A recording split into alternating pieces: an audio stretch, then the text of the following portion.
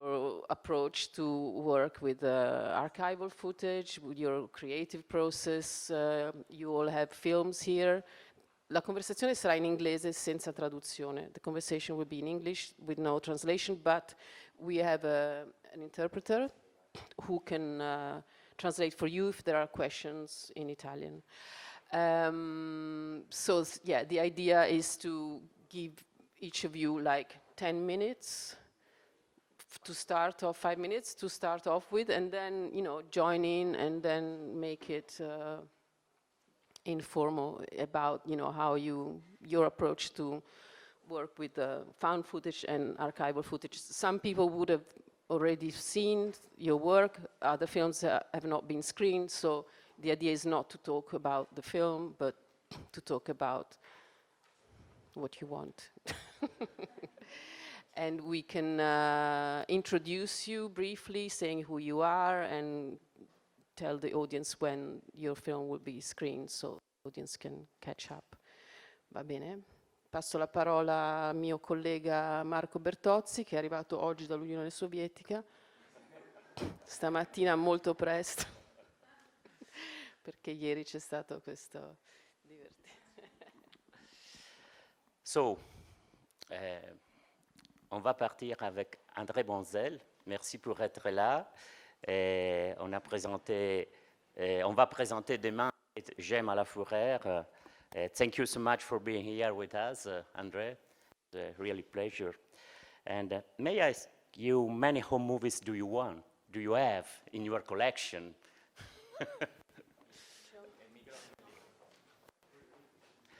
and sure, to speak your film and your fantastic obsession that we can see in your film.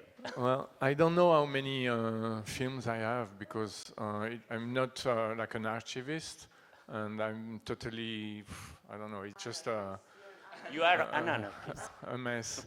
But I have many. I started collecting home movies when I was 12, and I got a projector, and I was really interested with home movies because it was something really special, and it was like voyeuristic, and I could see the life of other people, and I had family problems and stuff, so I was really interested to see how other people were living, and I was looking for like the happy family.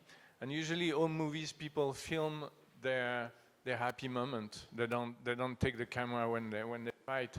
So I could see, you know, but those films were for me unique because anyway, it's usually it's reversal. There's no copy, so it's like when you have a film, it's the same film which is projected that was in the camera, and usually there's no copy. So it's unique by the fact that it's one, but it's also unique because yes, it's people filming their own life. So that's how, you know, that's what got me interested in those films. They're really special, and they're really, for me, it's really cinema. It's maybe it's another cinema, but it's really cinematographic, and even people, you know, amateur shooting films, they ask themselves the same question as a director. You know, what I'm going to shoot, you know, how I'm going to frame it, maybe without knowing it, but it's the same. So for me, it's a part, it's an important part of cinema. Yeah, but did the idea of J'aime à la fourrure come to you right away, or did it come slowly during the editing of the film? No, it came at the beginning. So I wanted to make a film with this. I wanted to share my love of these films because I have like a lot of film buff friends, and I try to show them these movies, and they say, what the fuck are you interested in those home movies? And that the fact that also with home movies, sometimes you have a lot of uninteresting things, you know, and sometimes you have like one shot beautiful. So, but anyway, so I wanted to share the film is born with the desire of sharing my love for these films. And what I did is it's an autobiographic film, So I tell my own story, which doesn't interest a lot of people, but with these films. So it was like to try to see if there's something common. And actually, at the beginning, it was more a concept. I didn't know if it would work. But now that I've been like touring a little bit with the film in many places, people see themselves, like people find personal memories and things in the film. Although it's really personal, it's my own story. So it works a little bit. It really, you know, is significant. And next question is for Eve, surprisingly. Eva Heller, whose film Singing in Oblivion will be screened tonight at 7:30. You also deal with found images that you have bought, as far as I know, at like a thrift market, a second-hand market, because in your film you're using glass plate photography. So how do you work also with the objets trouvés, found images, orphan images, if you want to say something about the process? Okay. Yeah, with my film Singing in Oblivion, it started from, I had about 3 minutes worth of material that I shot at a Jewish cemetery in Vienna, an abandoned cemetery, very beautiful old Biedermeier cemetery. So it started around 1750 that I think it first opened. And those... Please, the microphone closer. Oh, okay, sorry. Is that good? Yeah. Okay, so I had these 3 minutes worth of footage shot in the real world in the cemetery in Vienna. And then I was looking to find material that would somehow evoke the lost threads of these families that disappeared and who no longer could come to the cemetery and honor their preceding ancestors. And so I searched and I searched and I finally found glass negatives by a coincidence, a little black suitcase full of boxes of glass negatives from the turn of the century till the 1920s, 1930s. And in those boxes there were some really very private family memories that were recorded, including a woman in the hospital when she had given birth to a baby and her nursing her child, and very intimate snapshots of day-to-day life, and to me very evocative of how there were these families, and this was an imprint of these families that then went missing. And so what I did was I worked in the darkroom and I had a 35 millimeter film, raw stock, 1 meter at a time, and I would lay the glass negatives on these pieces of film and expose these fragments of these images, because of course the format of the glass negative is much larger than the format of the 35 millimeter strip, which allowed me to sort of capture details like the carpeting or a woman's foot or these fragments of reality, which to me sort of then became a symbol of how we can sort of grasp fragments of these people's lives who've disappeared. And I wanted to try and kind of create an allusion to that reality, because when I'm now in Vienna, I moved to Vienna because of this man here. Contacted Eve in Canada. Yeah, we met in Canada. Anyway, so he imported me to Vienna, and my family came from Vienna, but then fled. So now I was back in Vienna, and I feel the fact of these missing threads of previous lives and people who fled and no longer are around, and my own family, but also just the sense of the worlds that were lost by people having to leave. And so this became a way, using these glass negatives, to sort of allude to imagine lives that once were, and not just, a lot of the time when you're dealing with the Holocaust, it's all about the brutalization, the loss in the sense of a void. And I wanted to sort of re-inhabit the void with a sense of lives and actual lives. And it's been very profound to show it in Vienna, because for obvious reasons. People are dealing with this dilemma that the culture is guilty of, so to speak. In any case, so then I then would isolate certain elements from the film, like for instance, just the image of the woman nursing the baby. And that became very difficult. How do you expose this one part of the glass negative, one frame at a time, moving it along a strip in the dark and getting the image? And so that became part of the aesthetic nuance, that the one gropes to find something in the dark, and that ends up creating a poetic, it has poetic implications. The searching is in the footage itself. So that's how that project worked. Okay, it's very, very interesting because you work also, not only you in this group of people, with the actual film, analog film. So it's part of the creative process, and then the narrative also comes from the practice, the very tactile approach to film. So the image not only as the image projected and not just to do with what the image signifies or it contains, but what the image as a character also in a way. So it's very interesting also in your video message that you sent us. It's very clear because you show your darkroom, the process. So I think it's interesting also for a younger audience that is not so familiar with the actual film material. So now I think we have a question for Mark. Yes, a pictorial, sculptural text, so that is so important, yes.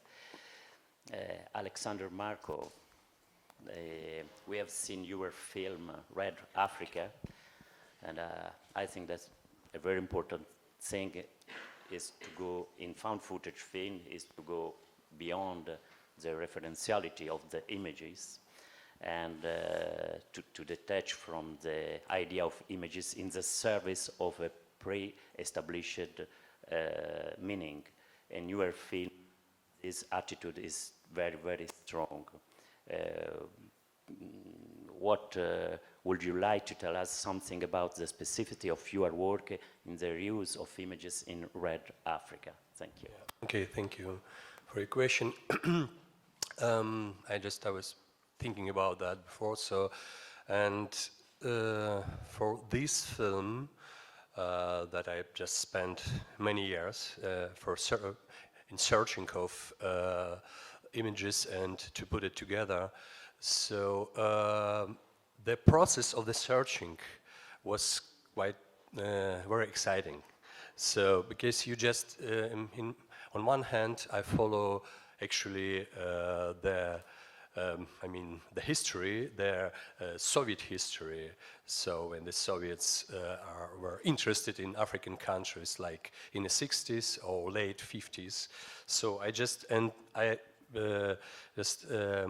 found this amount of films and footage. So that's concentrated in one archive, what is actually very comfortable.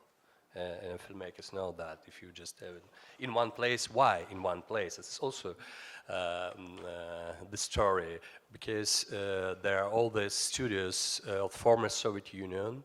They have to bring the positive to the state archive. Which state archive? Of course, so the state archive of the empire that is in Moscow, that was in Moscow and is in Moscow. So you and you Moscow collect all that films were made in Baltic countries, for example, or in Caucasus like Georgia or Armenia, etc. And also on the Russian Federation part of the Soviet Union. So, and just if you have all that stuff in one place, so it is easy to go there, and also you have to, they are completely not digitized, so they keep it in, of course, in positive and negative and lavender, so etc.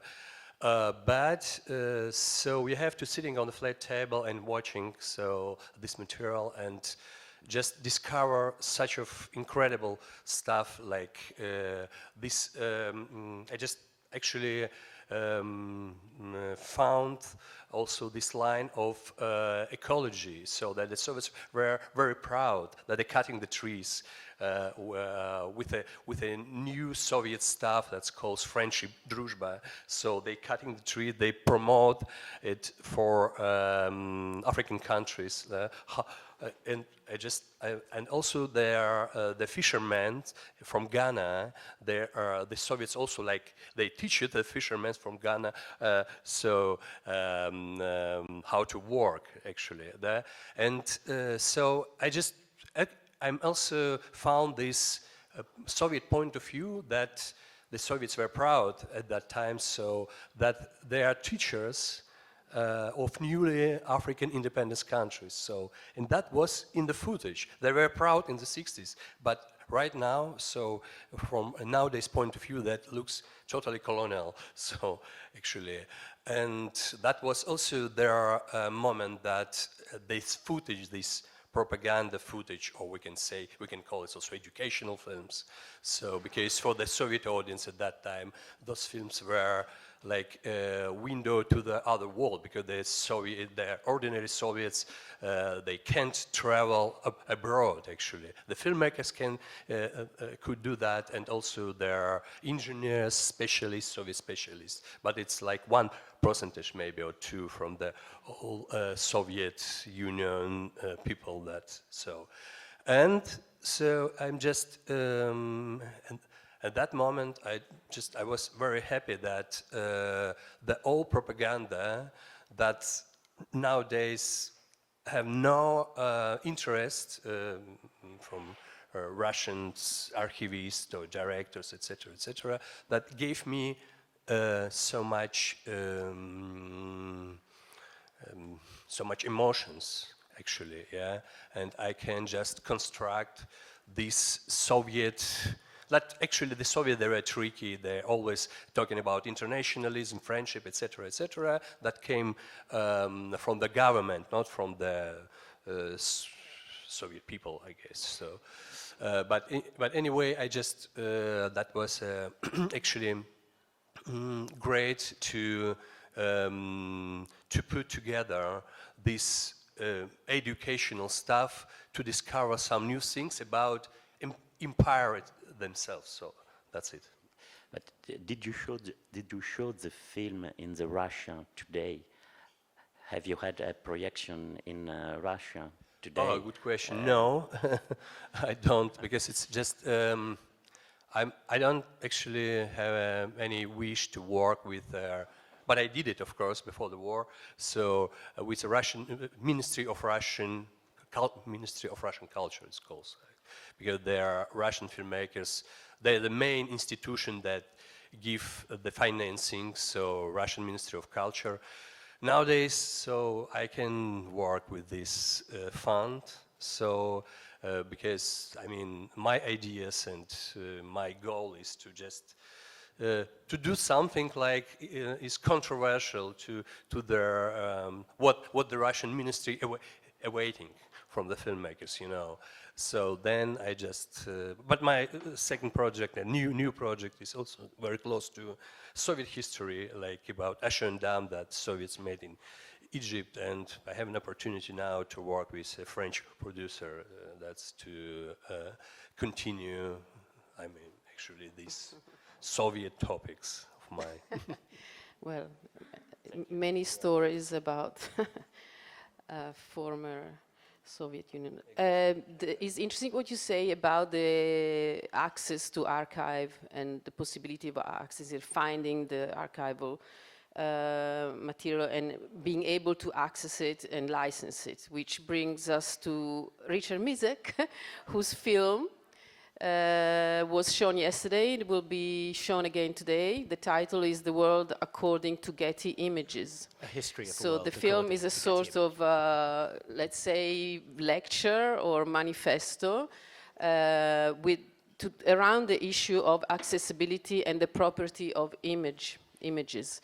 So can you say a little bit about what moved you to make a film about about your film, what the film talks about. What was the first step? Why did you, because you said you have been working with archival footage in your previous films as well, so you, as everybody here, have been dealing with, you know, accessibility to images, the cost, you know, of, you know, buying, licensing a piece of footage for a film, you know, the different costs, you know, worldwide, eternal rights, and so on, all these things we're familiar with. So, Richard. Yeah, I'm not entirely sure how I came to make it, in the sense that it's quite a, you know, political or activist film, and it surprises me slightly that after, you know, 20 years of working as a film academic and making short films, I should suddenly find a, you know, political voice. But I guess it sort of started. I did a PhD in film, and I'm an academic as well as a film and video maker. So I've been making video essays for about 10 years or so.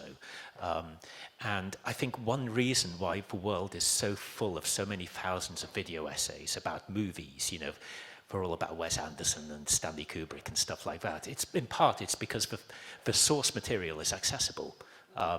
And that's why, because you can easily rip or torrent a movie.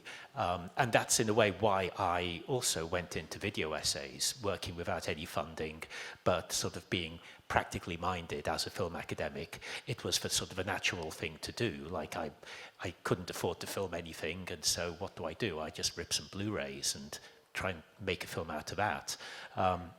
And I suppose as I progressed doing that, I've sort of in a way had to guard my back, and so learned about copyright and the sort of legal and ethical issues around dealing with images.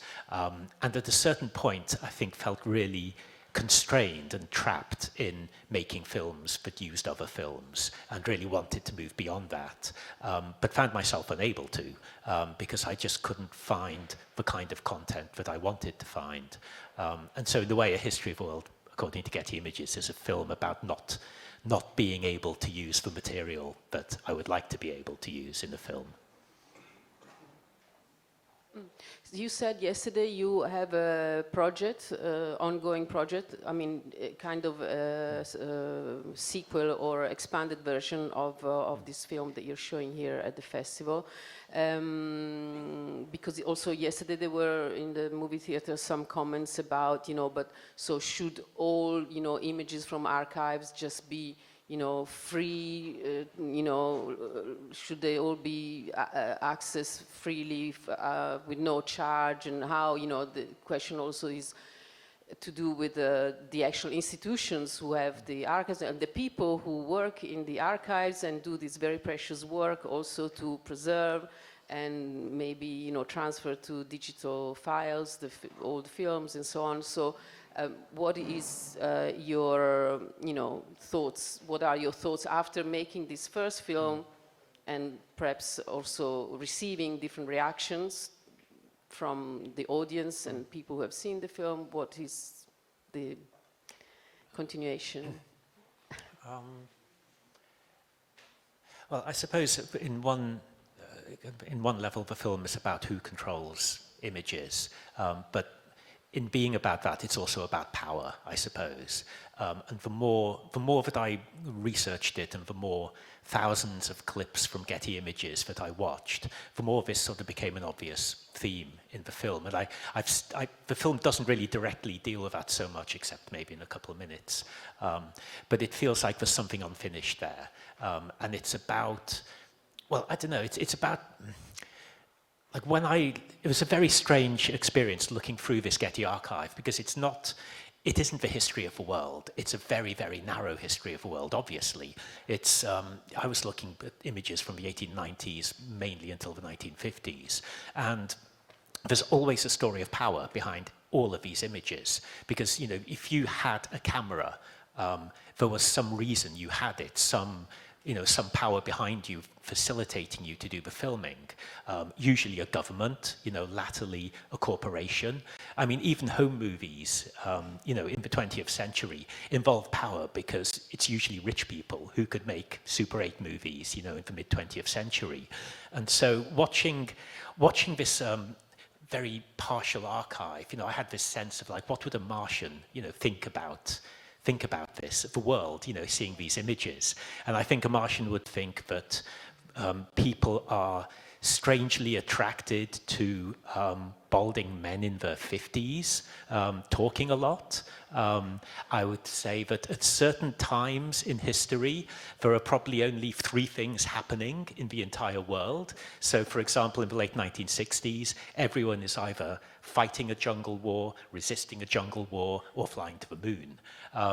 And so I think as I've been making the film, I've been sort of realizing that the subtext of historical images is very, very interesting, less the image and more the provenance of the image and its own story. And I think sorry, to answer your question slowly, I think the longer project is also going to be looking more at the power relations in images now, because you might think that there's been an incredible democratization of filmmaking in the last 15 years. And of course there has, anyone can film, but not anyone, can do anything with that. Where do most videos go? They go to people's personal, photo Apple Photos or, Google Photos. And, a small minority of them go to YouTube. And that's not really a reliable place, from an archival perspective. In 100 years' time, like, who will control images of, the Black Lives Matter protests or the, Hong Kong democracy movement? And my suspicion and my fear is, though there's been this incredible democratization of filming, ultimately, once, the Hong Kong democracy images become public domain, the only place you'll be able to find them actually is in commercial archives. Thank you, thank you. Okay, now Bill Morrison. Okay, we show Incident, your last film in UnArchive Found Footage Festival. And perhaps Incident represents a turning point in your filmography. I don't know. It's still a found footage work, but this time you have reconstructed a dramatic event through footage from surveillance camera. Is it a radical change in your way of conceiving images, or there is a continuity in your work? What do you think? I guess we'll have to see, right? But I just want to pause for a moment and thank you, Marco and Alina and Luca and the entire staff here at UnArchive for assembling these people together. These are heroes of mine, people I haven't met, people whose work I've seen and appreciated, and it's really an honor to be here. So thank you. So I just wanted to pause for that.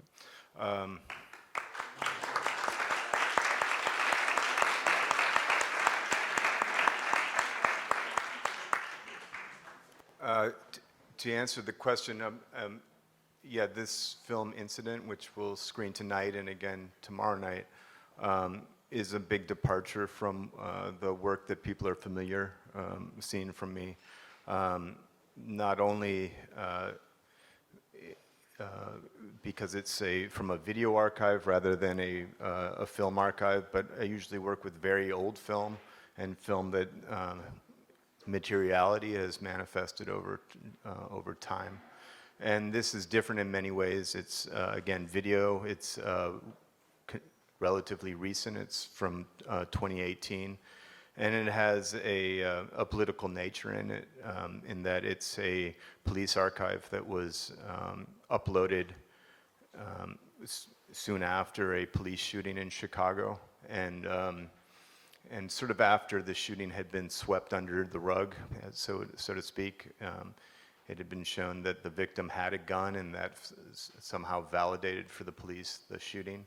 And what my film endeavors to do is to, through the use of many different cameras, show the context and also the reaction to the shooting, but also to show sort of the circumstances that led up to it, and to unexonerate, to unarchive the shooting itself. I was interested in what Richard was saying about the control of images, because that, of course, is at the core of this film as well.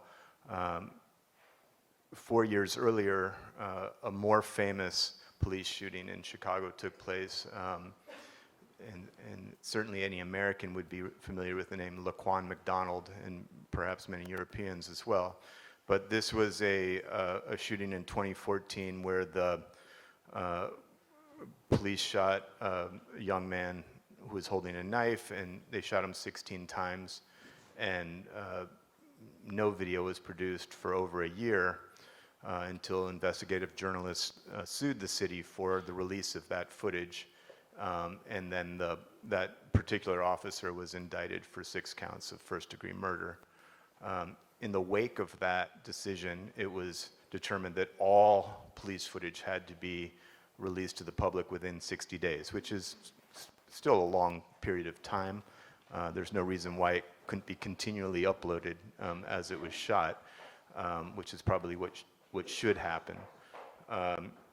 But in the wake of this new law that police knew that they were shooting and recording each other, my film also documents a kind of dance with reality.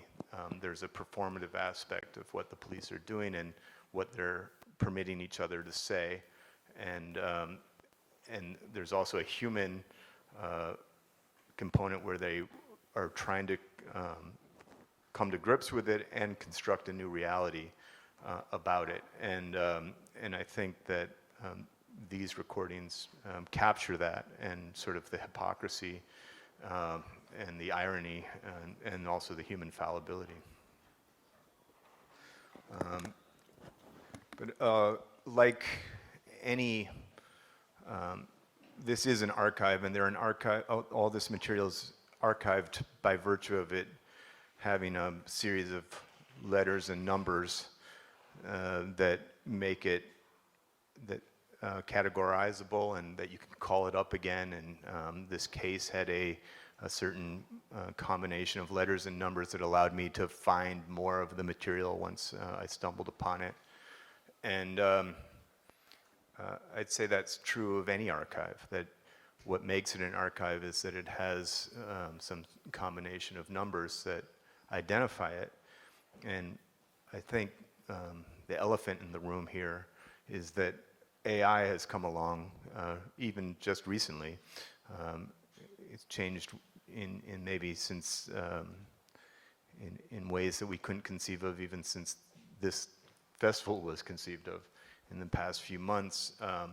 And what it's really doing is atomizing the image and taking away those numbers and letters and identifying features and creating new images from it. And so in a way, this democratization that you talk about, that any image that we shoot is therefore in the public domain, or it's there's people who don't have power but do have a cell phone, can shoot an image. But there's also now another force that can take segments of images or deauthorize images and create new images, and that's going to change the way we think about making images and categorizing images, and how we're receiving images from here on.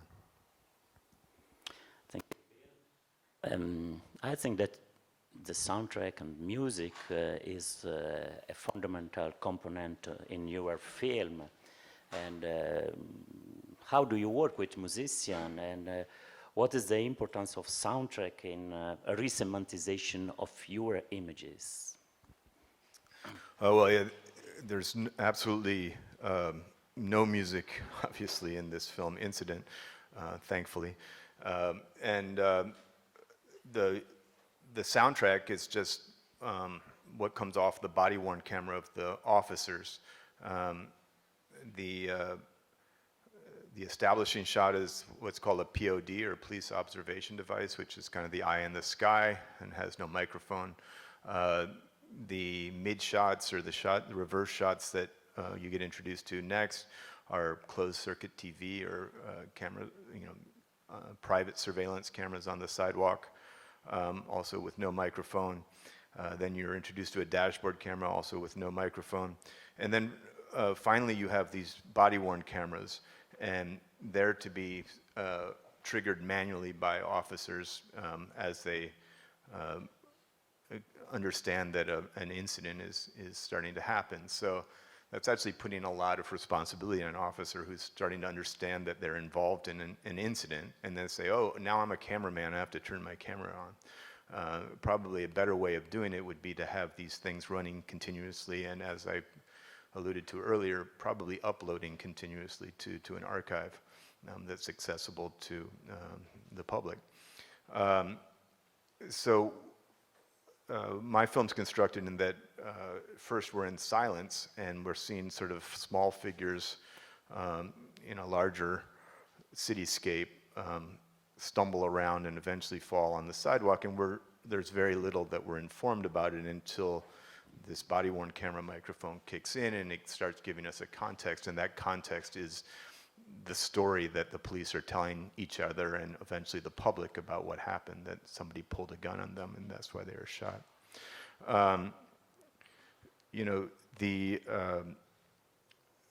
The use of, in cinema, we often think of it as telling a story and that it came out of a literary or a theatrical background. But there's other types of art forms that cinema can reflect, painting being one of them, and music, a time-based one, being another, where we're not predisposed to receive a story, where we can all enjoy paintings and music without being told a story. And I think there is a capacity of cinema to do the same thing. So in my use of music in earlier work, it was to reframe cinema in that way. Yes, and I want to remind the audience downstairs, there's an installation of work by Bill Morrison. There's a loop going. It's a 15-minute program running all day, so you can just walk in the courtyard downstairs, so you can access this work. And it's very interesting in the way you work also with the multiplication of points of view, because you use so many point of view, so many different camera angles, and you present on the screen multi-screen. So we are alert as viewers to concentrate on one point of view and then another point of view, and we go back to that moment, which in fact is you deal with a very quick moment of time, but is multiplied by the amount of point of view, and it's in a completely different way. But it's interesting how the film by Bianca Stigter, who's just arrived from Holland to screen her film 3 minutes, a lengthening, deals with one piece of footage which is 3 minutes long. It strikes me how also Eve said that she shot a 3 minutes reel from which she started to work on and develop her film.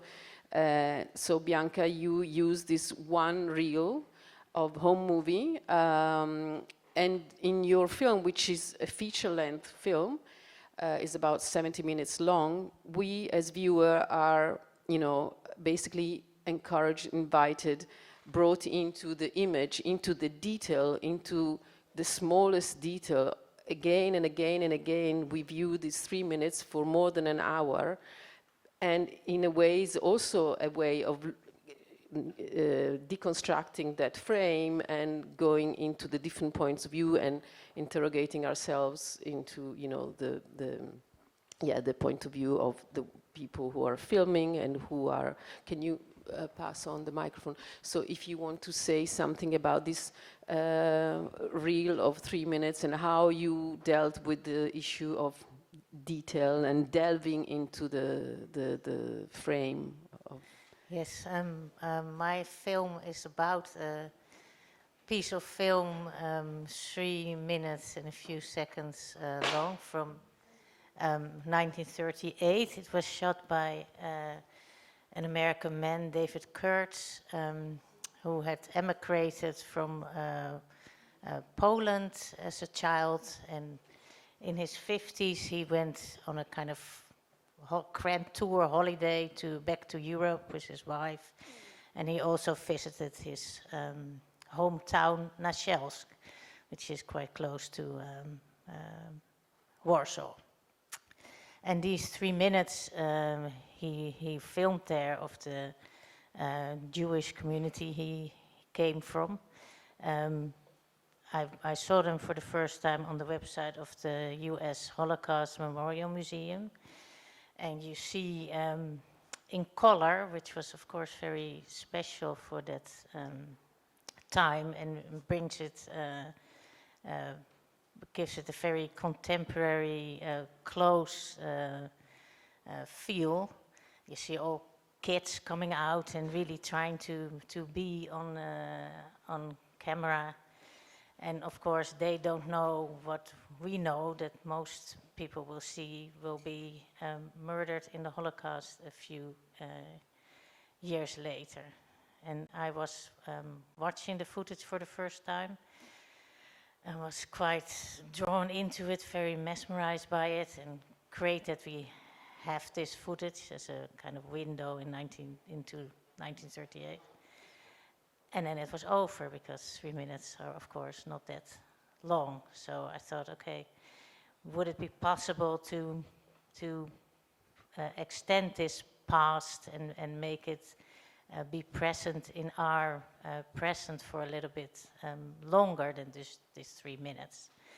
Hence the film is titled 3 minutes, a lengthening, and the only footage you see for more than 70, 60 minutes is the footage that was shot in 1938. And I try to, extract as much information about the people we see and the place we see as was possible.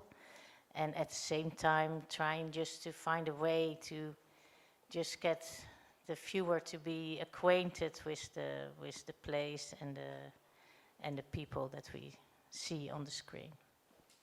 Yes, there is very strong notion as when we look at images from the past, especially, I must say, home movies in a way, because they appear to be involuntary witnesses of history, that we as viewer, we are aware of the history that has occurred between the moment those images were filmed and where we are now.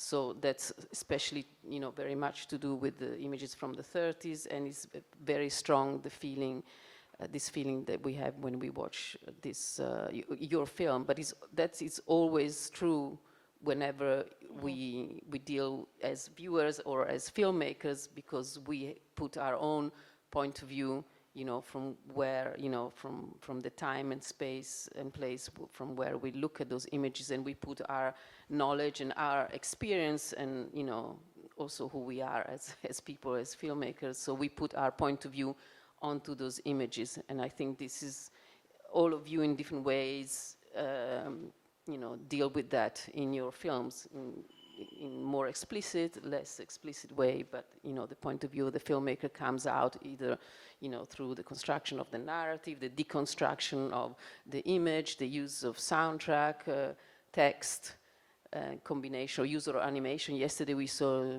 very interesting film by Thomas Bolski, who combines stop motion animation with archival footage and sound recordings. So what's next? Peter Czerkaski. Thank you. A lot of intervention on filmic matter has always accompanied your expressive research. I will mention some of them, such as positive, negative inversion, reiteration of images, overimpression, flicker, and etc. Also in this latest film, Train Again, traveling symphony. What was it? Also in this latest film, Train Again, that we show, there is this approach, and perhaps a reference to the first film of Lumière, the first film. Not just perhaps. Yeah, sure. But would you tell us how the idea came about and how you worked to compose it, Train Again, the latest film? I started off with a 3-minute. Yes, it's true. It was rushes for a commercial. Is it loud? Rushes for a commercial for the Austrian National Railway Company, and you saw in the distance a tunnel, empty tunnel, and the tracks, the railway tracks, and the camera was positioned quite close to the tracks. And then in the distance, you saw a train leaving the tunnel. Actually, over the course of the 3 minutes, about maybe 8 trains. And coming closer and closer and closer and closer and closer, and the camera starts panning, and the train rushes by. So besides the aspect of the panning, it of course was similar to what the Lumières were filming, as a long distance shot up to a close-up shot. So it was obvious, or was it naheliegend? Is it obvious? Also, to make another Lumière homage, so this was my third Lumière homage, so to speak. L'Arrivée, which was my first train film, hence the title Train Again, and motion picture, the film. My very first darkroom film from 1984. I could talk about that too, but it's too much. So inside that material there was inscribed a lot of dynamic, especially when the train comes closer, and you see the different single windows, which of course reminded me of the single frame.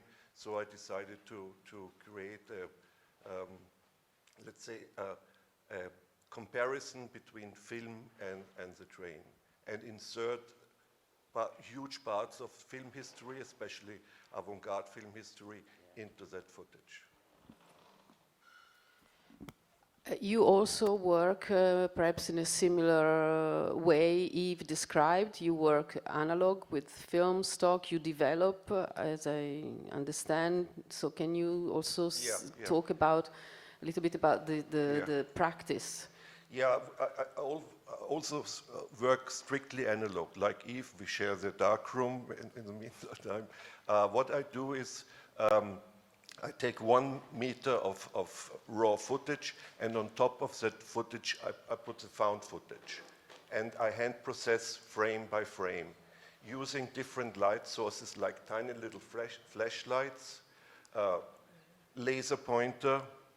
My first film, which was made with that technique, actually it wasn't my first film, but Outer Space was solely made with the laser pointer, and then I moved on to the flashlights, and sometimes I use a photographic enlarger, but just as a light source. So I expose the raw footage with the found footage frame by frame. Then I take away the found footage, replace it with a different found footage, and repeat the process, frame by frame by frame. 1 meter, so 2 seconds. Carefully composed images. And once it is done, which usually takes up to an hour, I hand process that meter. And I start off with frame number 1. There's no editing as in my films nearly. I start with frame number 1, and 2 years later, I end the film with frame number, I don't know, 200,000 or whatever that is. So basically they're, not shot, not edited in camera, but edited in the darkroom. So there's no editing, that's surprising. Yeah, it's no editing on the editing table. Also, it's meter by meter by meter by meter. It's more like stitching and weaving in a way. The main ingredient of my films, I would say, is time, as I said. So I really spent 2 hours to create those films, and To create a few seconds. 2 years. Sorry, I said 2 hours. 2 years, yeah. And what I try to do is to study the found footage really, really carefully. So, for example, as Outer Space and Dreamwork, which is based on The Entity, I'm totally sure that no one in the world has seen The Entity by Sidney J. Furie as many times as I did, including Sidney J. Furie. I must have seen the film 100 times, which in the effect is that at a certain point you don't see the story of the film anymore, The Entity.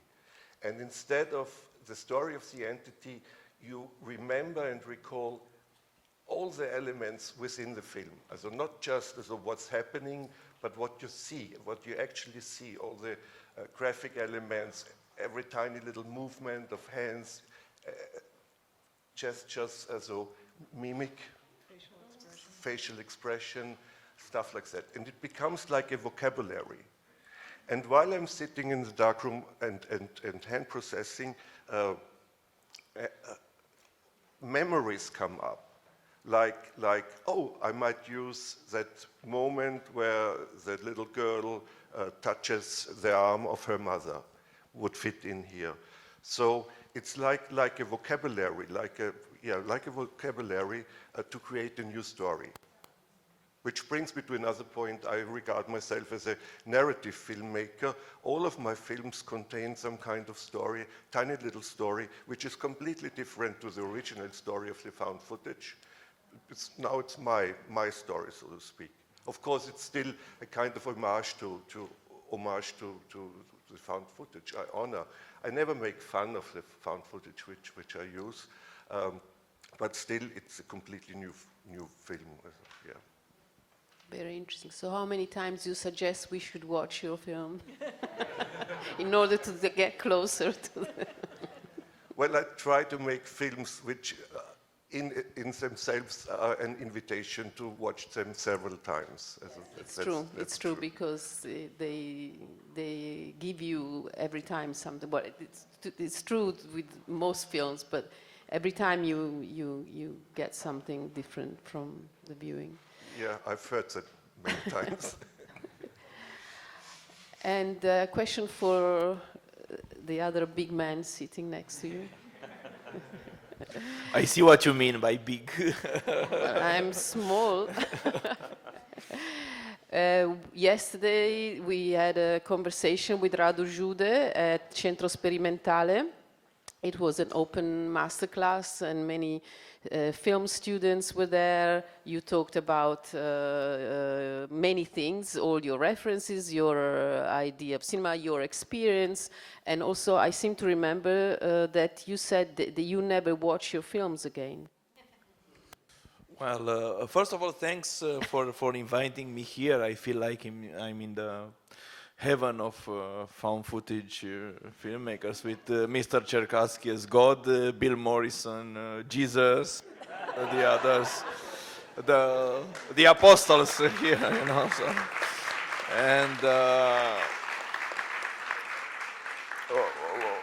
what can I say? I'm a bit, you know, I feel a bit out of place here because I do, and I have made some films which can be considered archive footage films or even found footage in some cases, but my most part of the work is that of a narrative filmmaker. I mean, I work with the camera, with actors, with scripts, so I'm a bit out of place. But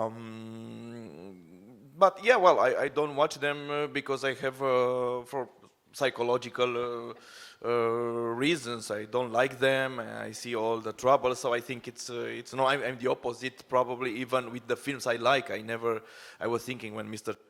saying that he's watching over and over. I cannot do that. I don't have the patience for that. So I'm more like the other model would be Andy Warhol, who was spending for his movies less time than the film takes place, because he was shooting 24 frames per second, but the film was projected in 16, so the film were longer than the time he took him to shoot them.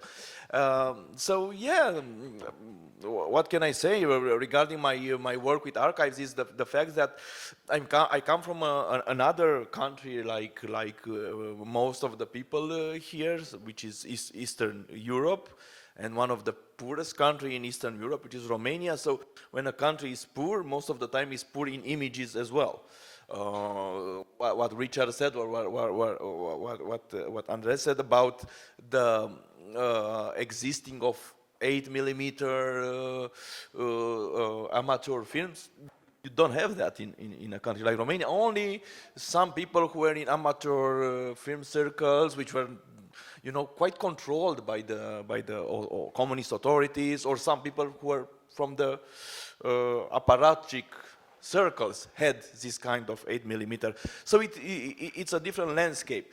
So my work is not with so much private archives, but with it's called public archives, and my main interest is more, and some of the films were collaboration with a historian, is in history, but in the dark spots of Romanian history, which I think every country has its own, which in Romania it's the ones that deals with, and despite my name, I'm not Jewish and I'm not Roma, so I'm speaking from the perspective of majority, and I think that's very important because it's not from the perspective of the victim, but of the perpetrator. So my friends deals either with the slavery of the Roma, I mean the one when I use some kind of archives, either with the Holocaust, with the involvement of Romania in the Holocaust, which is something that, you know, in the Western world people speak about Germany, but they forget that the second country that killed most of the Jews is Romania, etc. Or with the communist repression, but there, because that became like a national narrative, national myth, the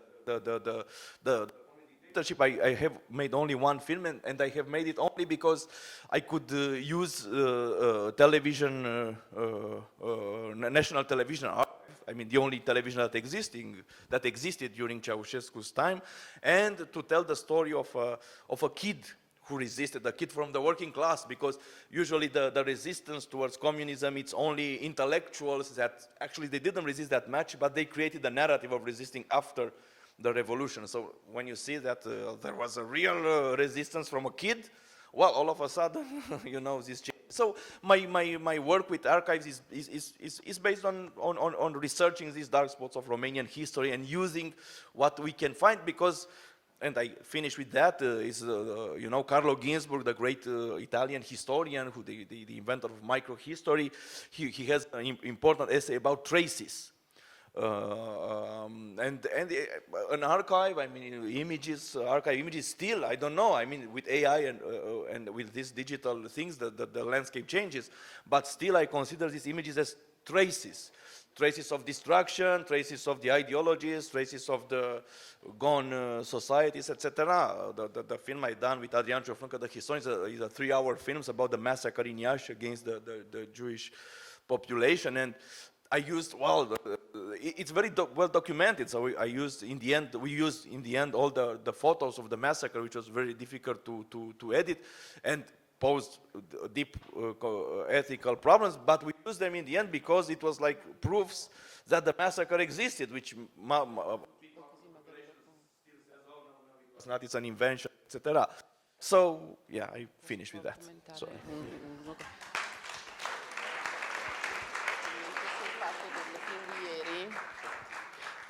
Yesterday, during the masterclass, you showed this short film of yours called The Two Executions of Marshal Antonescu, and you explained the film is about 10 minutes, and it intercuts archival footage of the execution, so it's silent footage, A silent snuff movie in a way. If you want.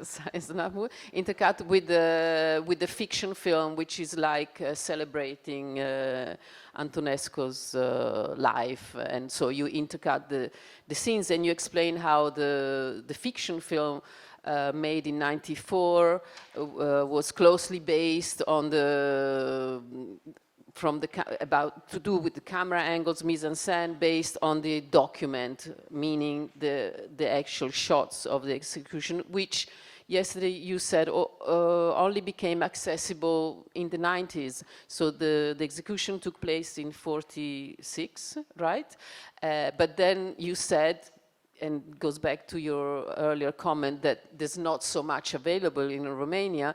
This footage was kept in the Soviet film archives, so people had not seen the footage of the execution of Antonescu and his colleagues until the 90s. So after the revolution of '89, this film was able to travel back to Romania, and so it's interesting how it was hidden or lost. And well, I don't know. I cannot comment too much because people here haven't seen the film. Maybe just two brief comments. One is that film shows how little a fiction filmmaker gains by trying to be to be close to the document, because that Sergei Nicolaescu was the official director of communist regime, and then he became because he was a nationalist, etc. He became a pro-fascist. In this film, at least. So that's one thing. And the second, I think it shows maybe a little bit how a cinema myth, I mean, trying to construct a myth of to heroize, to make a hero out of, in this case, of Marshal Antonescu, Hitler's ally from Romania, is how this construction is done in narrative cinema with all this dreadful music and dreadful acting and the heroization. So I want to be, and because the film is quite popular still in Romania, it's shown in television. I mean, imagine that in Germany they wouldn't show a film praising Hitler on television, but in Romania they are showing it constantly on national television or private television, and it's shown like, you know, historical film. They say. So it's a pro-fascist film. So just by intercut, because I cannot work in a very, I'm a very primitive filmmaker, you know. My model is Lumiere, so to speak. So I'm just making this small montage, and I think something is maybe showing that. I don't know. yes, it is. Thank you. So I think we've terminated the first round of your interventions. We also want to open up the floor to the audience if you have questions and comments for our filmmakers. And I have one question which just came to my mind just now. How many of you actually trained at film school? Just one? Okay. No, it's interesting because most people come from like visual arts, art school, painting, historical history, different backgrounds, you know, and then film is, you know, has found you along your path, but it's, you know, it's not like you all went to, you know, film school and then here we are. So it struck me as it was just a comment on your different backgrounds coming from the visual arts and from historical studies. Domande, commenti, curiosità? Sì, vai. Due. C'è... Okay. Sì. Thank you. I wanted to ask a question to Richard because I somehow really empathize on the difficulties and the struggle to accessing the archive, but more than that on the feeling of the power structure that are around all the archives. And after thinking also about the first encounter that we had, the first day of the panel, it's really difficult handling the archive because it lies in between the access, but the risk that this access can provoke. And so, after thinking for a while, it came to my mind that the archive really lies in a tension between somehow history, or the need for an history, and the possibility for a genealogy. And the feeling is that the more years passes and the more the walls and the boundaries of the structures that it's around the archive is trying to go for an history, a very linear and connected history. And so my speculative suggestion that connects somehow also to what Bill was referring to, so the elephant in the room and the possibility of the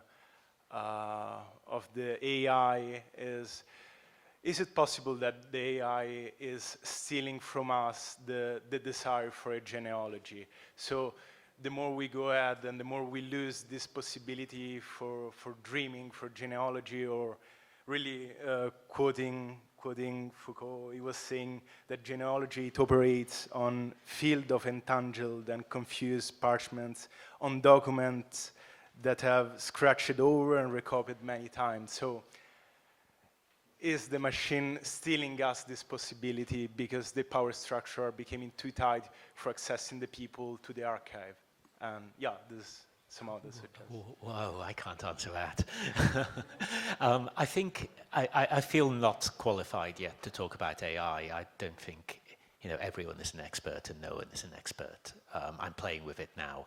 I would just make one very specific observation from my own experience, is that a few months ago, Getty Images launched a court case against Stability AI, which is the creator of Stable Diffusion, maybe the best, or one of the two best image-based AI systems. And the argument that they are making is that it's an infringement of a copyright, because Stability scraped about 6 billion images from the internet, and about 12 million of those were from Getty's website. Sometimes in an AI image, there is actually still a trace there. And in some of those images, Getty noticed like a really distorted version of their watermark. And so then they realized how much Stability had taken. And I went into this thinking, well, great, like Getty is the gift that keeps on giving. I'm going to be Stability is like an open source AI platform. Getty is this behemoth. It's going to be such an easy way to poke Getty a bit more, but it's not that really, and you sort of have these two alternate powers, in this court case, where on the one hand it's Getty, which is extractive of history, because they refer to their images not as images but as assets. It's a kind of rentier capitalism. Assets are things that make money just by existing, but then. Talking about what Bill was saying too, like Stability also is sort of atomizing the image and also treating source images as assets. And so in a way, and this I think is going to be quite an important court case for the future of AI image making, but the two sides of the case are both basically, extractive, asset gobblers. So I think the answer to your question is probably yes. It is yeah. Thank you. Second question, Lawrence. Yes, thank you. I'm afraid my question goes a bit in the same direction, but I wanted to contest the presentation that both you and Bill gave, that what's at stake is who controls the archive, but rather the question should be, how does the archive control us? And it seems that all of us, and I include myself, by working with images, and in fact reproduce the logic of the archive, and we are participating in this virtualization of our own existence through our works. I'm wondering if I could ask those of you who want to reflect critically and on ideologically how your work with found footage and your manipulation of it is not really contesting the archive, but reproducing it as a general dispositive that keeps us not under somebody's control, but under control.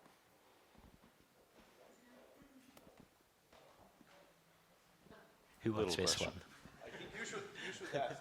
You should answer that because you're more qualified than us. I mean, that's a hard question to answer if you don't. I mean, the thing is that I wish I could show you some of our films. That some of our films, and I don't know everybody's films, so I'm just speaking now for myself and maybe for Peter a little bit. If you don't mind, you can argue with me. But I feel like we're sort of taking images and we're cracking them open in some ways, and we're making.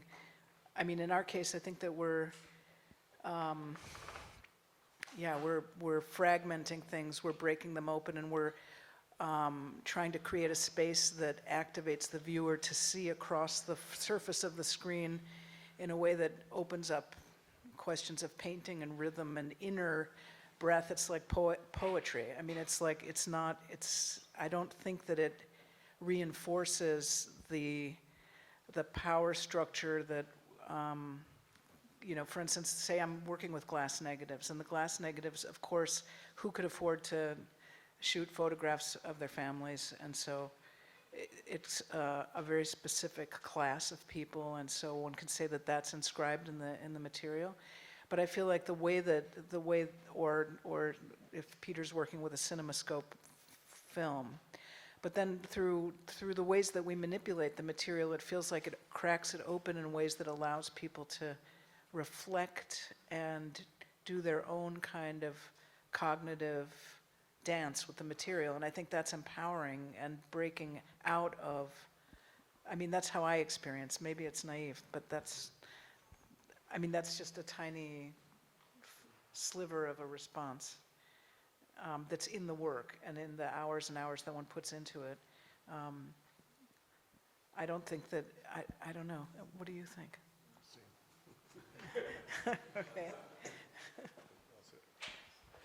I guess you've somehow equated the archive to some power structure, right?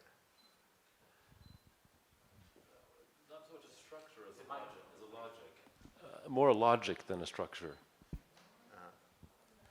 Well, I mean,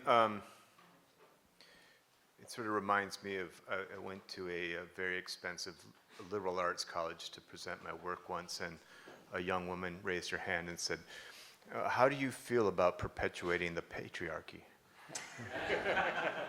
Have you stopped beating your wife? Yeah. It's the same kind of question. Well, okay, I'm going to leave that there. But the question, for me, I was like, well, the archive is as deep as you look for it. You can search for the first thing that comes up on Google, and that's your reference to the archive. Or you can, as like Bianca's done, you find a very obscure movie and extrapolate upon it, and you create your own logic based on what you find. I very much am opportunistic in my approach to the archive, in that I find inspiration and I go on these hunts to find, I don't even know what I'm looking for, but something will grab me visually, and then usually its context will grab me intellectually, and I'll crack it open from the evidence and build it up, rather than use the archive as something that's searching to support a theory that I already had.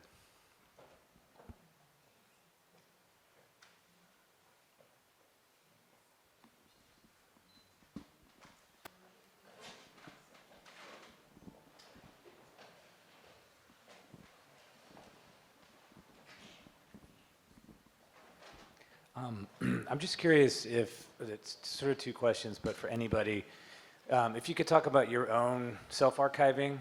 I work as a curator for literary archives, and I'm curious about how you're archiving your own work, if at all, and if you think about a future for your materials, if that ever is part of a process, both in making films that are very personal, or films that are beyond, using materials that have nothing to do ostensibly with your own life.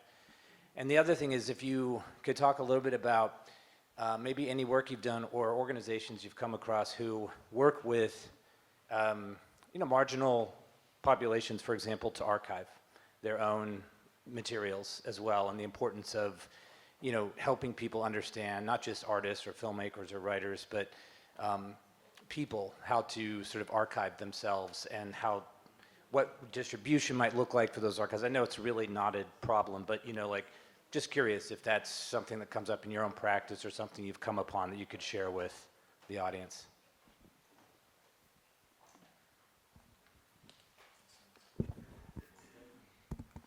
I can answer from the Romanian perspective, where films, for instance, there is a National Film Archive, speaking about cinema, because I don't know the situation in other fields, and the National Film Archive is underfunded and is, despite some people who are absolutely marvelous there, they're trying to save the films. But for instance, for my feature films and documentaries, if I want to place them in the National Film Archives, even if some of them or most of them had public funding from the National Film Center, they don't take them. You have to pay. So instead, I gave all my films and all my 35mm prints of the film to Institute, Film Archive in Amsterdam. And yeah, of course, your question is absolutely crucial. I think there is a book of a guy from the Austrian Film Museum called Yuri Median. You know him?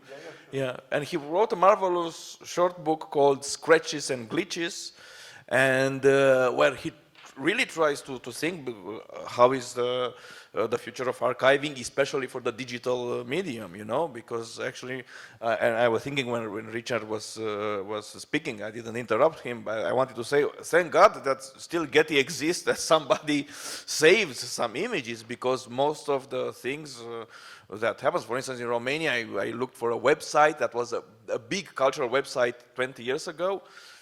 Every month they were doing a lot of things, films, poetry, painting, etc., and it's gone. I mean, it doesn't exist, even traces of it, and I tried to search something from that, and it's completely gone. So I think that I don't know the question. For instance, this guy from Yuri Meden from Austria says that the only way to find films, and I must admit that I do that, is from torrents websites, where there's a community in the whole world and everybody have something in the computer. And if you're on Karagarga or places like that, this is how I saw all the films of people here where I saw the films. Is from pirate downloading, and I'm proud of that because in Romania you couldn't see them. I don't think if a Peter Cherkasky film was always was one time shown in Romania, and I'm sure it was not. So maybe that's I don't know, a kind of feeble future, to have the torrents to keep them going. And not the archives. I don't know. That's my perspective as an Eastern European. Let's see the Americans. Sorry. No problem. Well, working with home movies, it's a little bit special in the field of archive, but the reaction to the film where people realize how precious it is. And some reaction of people were saying, they will look after their family movies and try to see it. And the thing is, for instance, I got contacted by people, I have footage from one of the first train that go up the mountain, how you call with a little. And so it was amateur film that there was no footage, there was no film footage existing professional from this train, and so sometimes you come up with some real historical footage. And the thing with our movies is there's an ethical problem that these films were made actually to be seen in the circle of the family and the intimate circle, and there's a question of getting those films and showing it and using them. But my theory is that people were filming, and especially filming happy moments, to keep memories of it and to keep, lasting of it, and to even defy death, I think. So by using them now, you just continue this, this goal of keeping time. And for me, these films, they are really like, you were mentioning many times Lumiere films, but for me, they're really raw. They're what cinema is. The cinematograph invention to just reproduce reality, and at the same time, capture time and react it, and that's how precious it is. But I don't know if I answered your question, but really it depends of the nature of the film. But home movies, it's a field that really, I think now people realize how precious it is, and even documentalists are searching for these films, because sometimes there is only only one footage from something, for instance. And I just put it in boxes and try to keep track of it. No, I just write. I project it. Also, the problem is that it's old films and they crack, they break. You project it with old projector that themselves break for 9.5, for instance, and it's just that's how. So.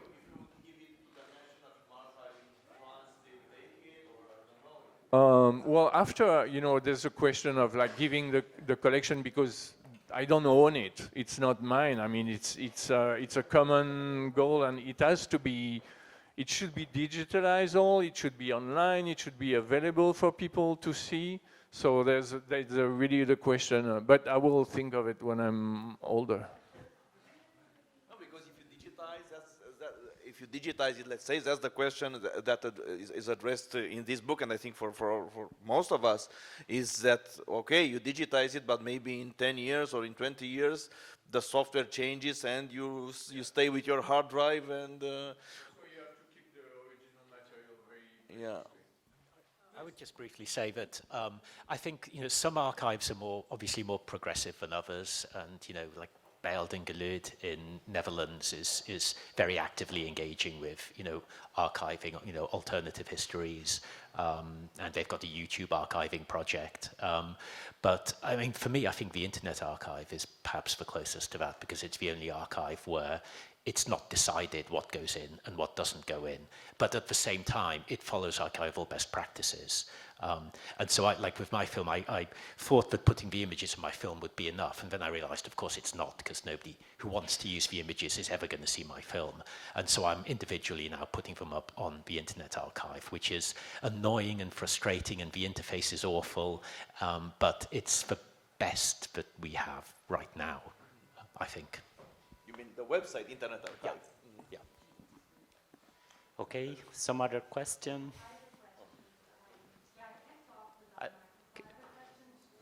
Just a moment. But it's not just a website. Hi, I have a question to Bianca Stigter. I saw your film last year at the Visible Evidence conference in Gdansk. I was so impressed how meticulously you researched the context. And my question to you is, do you think we owe this kind of respect to the past and to the people depicted on our archival footage? I know it's not a very practical question, but who owes the rights to their own images? We were talking about rights of archival footage, but what about the people who we can never ask, and especially in the context of the Shoah? Do you feel that you have a duty, or that you owe this respect to these people? I guess yes. If you have material like this, and for us it was the most, the haunting part, that you couldn't, you had faces, but you never could get names of the people. So you have, normally if you have a name, it's much easier to do research outside of the visual, and you can much easier give someone a history, let's say, than if you have only faces. You also see it not only in my film, but for instance in the Dutch archive that was talked about just now. You have a lot of colonial films, whole movies, shot by people from the Netherlands in Indonesia, for instance. And then you see, from the people you see, you only see the white people have a name. And the Indonesian people you see are always, or almost always, nameless. So there is a big task there as well, to try to find out who has been captured on the film, and is from the perspective of the colonizers in the beginning of the 20th century. It was not interested to collect people's names, but of course that has changed now, and it's really, some people are trying to do that, and it's very difficult to find.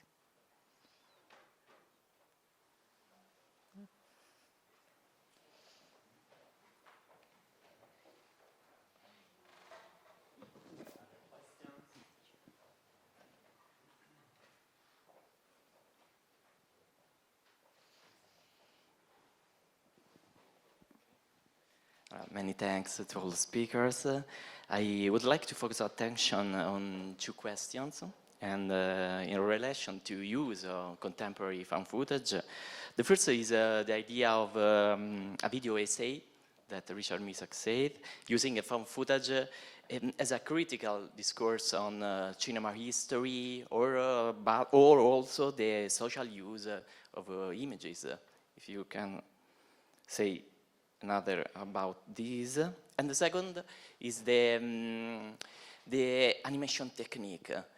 Peter Ceskarski says not clearly the idea of animating drawings or paintings, but the work frame by frame, the use of stop motion, the manipulation of a single frame, so the analog or digital control of each frame. So how do this question affect your works and your future works? We both didn't understand. What was the question? The animation technique and relation to use of found footage is you said about concrete new language about the effect of animation now. It's yeah. Yeah.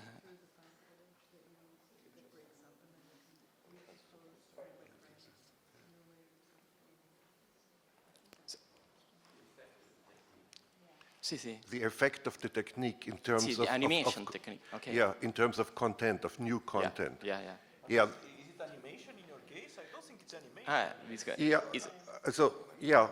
It's my films have been shown at animation festivals and won even awards at animation festivals, and are being included in several books about animation. So simply by the fact that it's created frame by frame by frame. But I don't consider myself mainly as an animation filmmaker. But yes, of course, the technique and again the time which I invest into creating those new images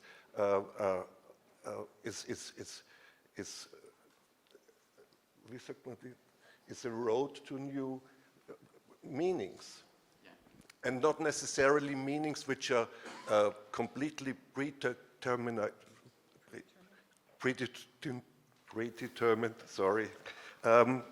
by myself. but leave it open to interpretation. As I said before, so I have a story, I'm telling a story, that the story itself is maybe something like my guide, which guides me through the process of making the film. And whenever I give a lecture, I apologize to the audience before I start the lecture, because I know that I'm destroying, let's say, 50 stories, which every single viewer has made up while watching my film. And now, since I'm the author, I'm posing my story upon those stories and destroying them, so to speak. For example, Radu called my film Happy End. Before we talked briefly, it turns into a nightmare.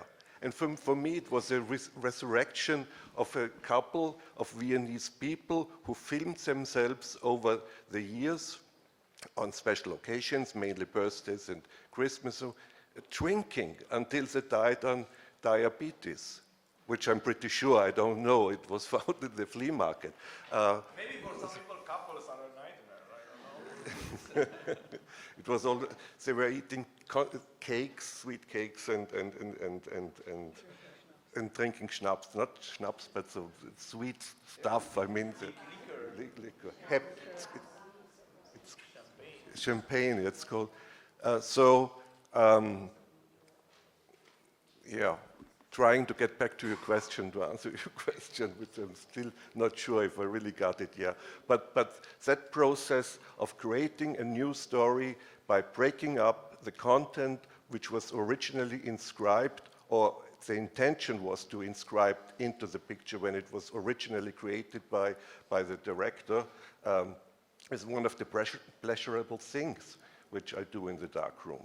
I mean, it's a subversion of what was meant to be transmitted, and now I change it.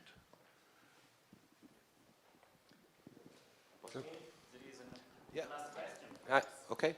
I have just curiosity about your production process.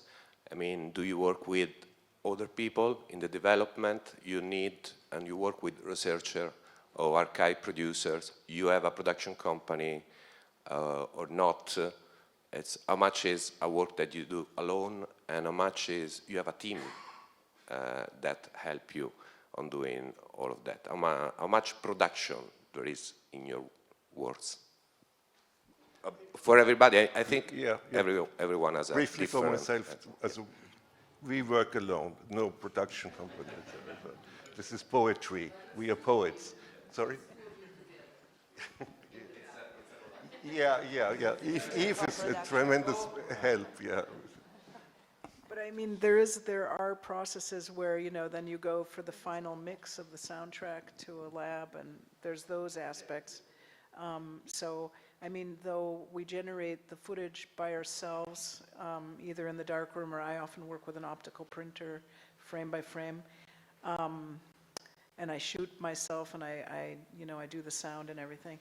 But in the end, I go to a place that, you know, we need the labs to develop, and we need the technicians to help. And then also I have to say that we're lucky to get funding from the Austrian government that is interested in having art made, which was shocking to me as an American. When I came to Austria, I was like, oh, you give us money to make art? That's amazing. So, I mean, just to, you know, it's pretty smart because it funds the labs and the economy of production in that country. So it's a smart use of their funding.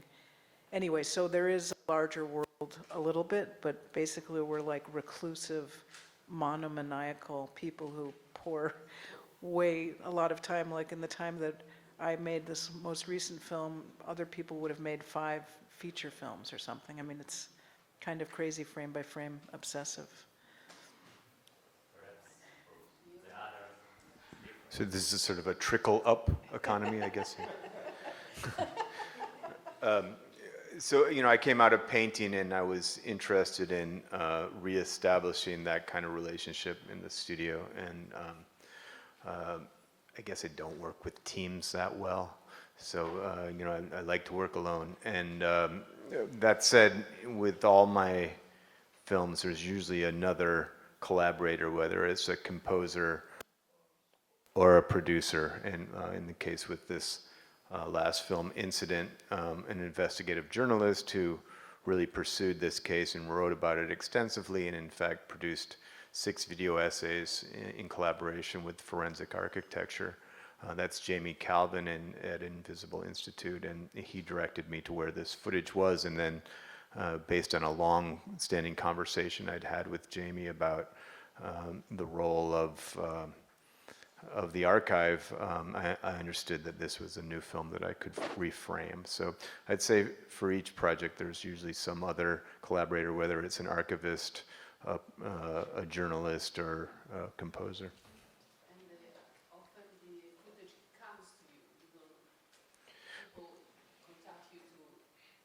That can happen. Of course, that wasn't the case in the beginning of my career.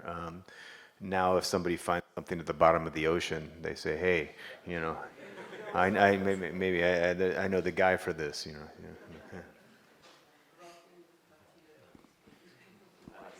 Yeah, I did the research myself completely from the beginning, and when I was doing the Red Africa. So, and I can say you that maybe it's much exciting process than the editing, maybe.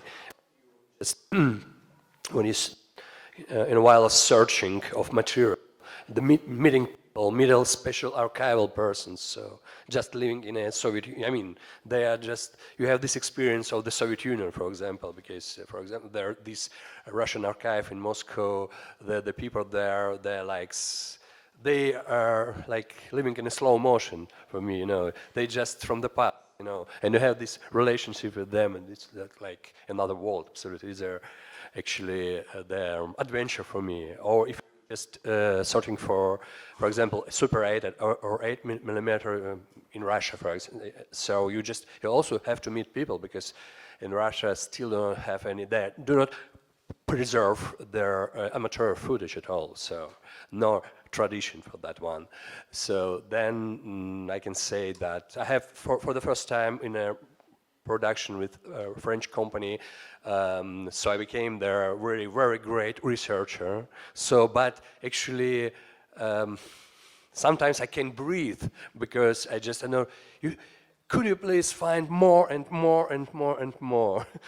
I can't stop myself to asking her that. She's great, but anyway, please, this direction, that direction, etc., etc. Then just, of course, this process is, I mean, for me, maybe much more creative on that one. I'm actually do some rough editing, but I prefer to work with an editor, so together we're fighting a lot. So, and with creative editor, she's very. I mean, we are working together like 8 years. So, I guess. And for 3 minutes, Bianca. Okay. So your relation, what kind of production for this film? Yeah, well, I used all the help I could get, because it was my first film, and I was not trained as a filmmaker, and I loved it to work with people who brought all kind of different expertise to the project: an editor, a composer, the sound people, a researcher in Poland, because I don't speak Polish, so that was necessary. Producers, actors for the voiceovers. So it was great to, work on all these different aspects of the film with people much smarter than me.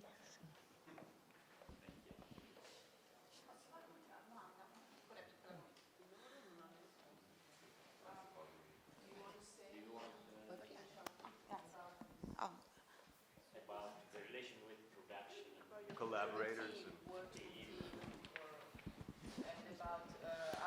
Well, regarding the production number, the people, the budgets, as I'm filmmaking for me is my job as well, and so I work as much as possible in a professional way, so to speak, with a producer, with budget, funding. But it's true that I try to a little bit perversely to make films a little bit like amateur, while using the money for professional production. So For it's me, always it was a long kind of tension procedure between these production two things. because, it took 5 years. And it I depends spent for 5 which, years for the, some of the projects that realization of involved the film. I worked these with archive many photos or professionals archive in images. We Iran were and only abroad, 2 and people it or was a 2 or 3. pleasure and luck to have enough The budget feature to film do productions everything were with, like 50 people, enough like in time regular and, film productions. It's so it depends, and I actually like to combine editing both, and process I was consider very myself a long poet as because well, every despite time of I that, received because a new as footages, Ryokan, I the wanted to, Japanese haiku include writer it used to in say, the film. he said, So a my new, poems are not poetical, and subtext, because they are not poetical, could, they are enter poetical. and create So that's it. and or change the balance of the film, Can't follow so that. I had just to make everything, I do again it all myself. I mean, reorganize for me, the it, making of the film is the but editing I of the became film. very I've obsessive, done it out very of necessity, perfectionist at the but end. even if I had endless got budget, sick I and think make for one me thing that I sick could never let go to of is the finish editing, the because film that for in me a is the process proper of way. thinking and making. Well, for me, I started the film a little bit by despair for other projects also that were not happening. So, and I thought myself I would make this little film with this amateur film that I love, and it would be a quick project. It would be, you know, there was no shooting, only editing, and in fact, it took me 7 years to make the film.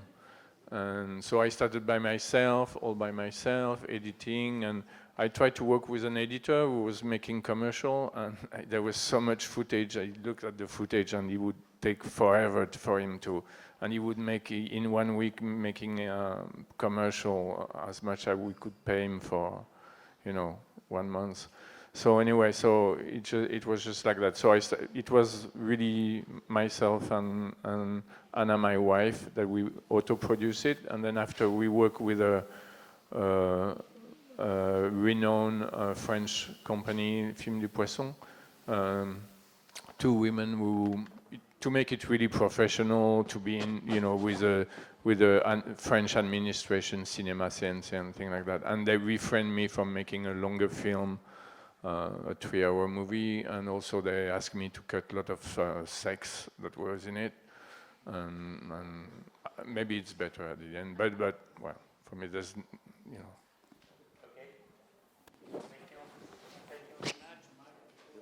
Thank you. Okay.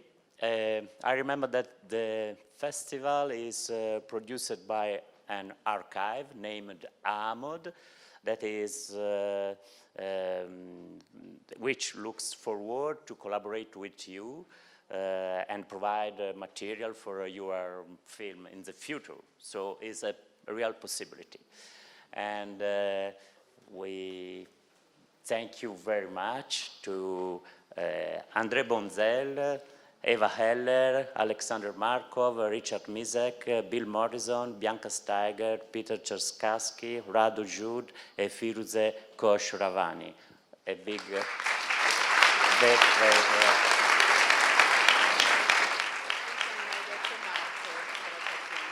and